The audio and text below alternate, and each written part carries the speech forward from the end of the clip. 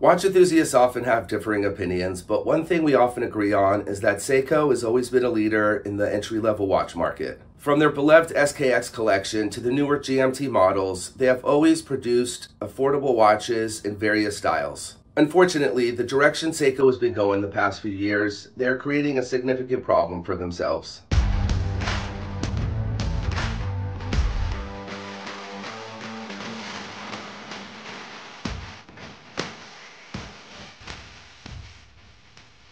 For decades, Seiko has been known for making watches that offer really great value without much compromise on quality. The problem we've been seeing with Seiko is the continued price increase with minimal upgrades that justify the higher prices. While they are releasing stylish updated versions of fan-favorite collections like the return of the coat-following SNXS collection, each new model has come with significant price jumps while only offering minimal improvements in quality. Seiko's value proposition is no longer as compelling as it once was. Have any of you been noticing this as well? The trend of price increases with minimal improvements is evident across their entire range, from entry-level offerings to high-end collections, with the most striking examples being the last one we'll take a look at. Exploring Seiko's entry-level 5 sports range, they retail in the $300 to $400 price range, which is significantly higher than we've ever seen before. What do we get for this price increase? A new logo and some minor changes, but they are still powered by the outdated and very inaccurate 4R36 movement from 2011 and still come with the Hardlex crystal. Despite these shortcomings, the 5 Sports collection does offer a lot of really great style,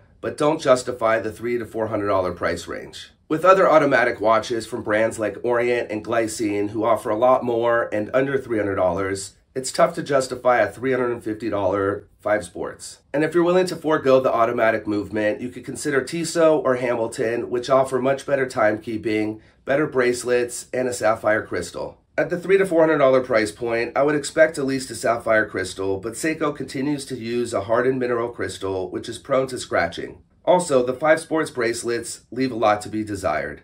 Even one of Seiko's legendary collections, the Alpinist, now retails for $725, and although it does come with the sapphire crystal, it is powered by the 4R35 movement, which, don't even get me started, it is very inaccurate. Advertised accuracy is plus or minus 45 seconds per day. Maybe I have unreasonable expectations, but a $700 watch should not provide such poor timekeeping. In this price range, Seiko is competing with Mito, Squall, Certina, and the C-Star. Watches that offer amazing movements, sapphire crystal, really nice bracelets, and simply put, much better value. Looking at Seiko's higher-end watches from their Prospex collection, the same issues arise. Price increases that aren't really justified by improved features or quality. Some of my favorite Seiko watches are their modern interpretations of the 62 Moss. They are incredibly stylish, and the Prospex collection is tried and tested.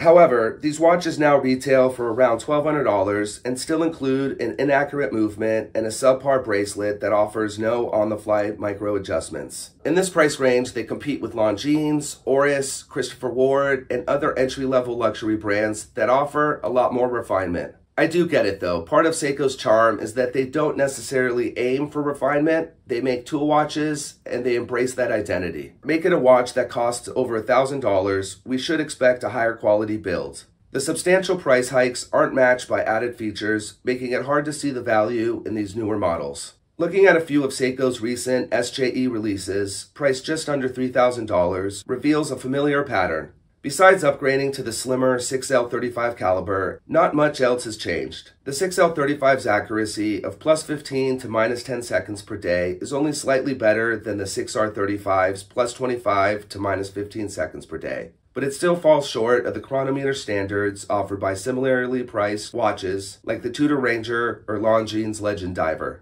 As exciting as it was to see Seiko release the new King Seiko 1969, with the retail price north of $3,000, it's a bit laughable, especially since it's now in the Grand Seiko price range and nothing about the King Seiko is at the GS level. This approach challenges the loyalty of even die-hard Seiko fans. To justify their price increases, Seiko should offer more value for money by focusing on better timekeeping, higher quality bracelets and clasps, and fixing long-standing issues like bezel alignment. Without addressing some of these concerns, they risk alienating some of their fans and die-hard loyalists.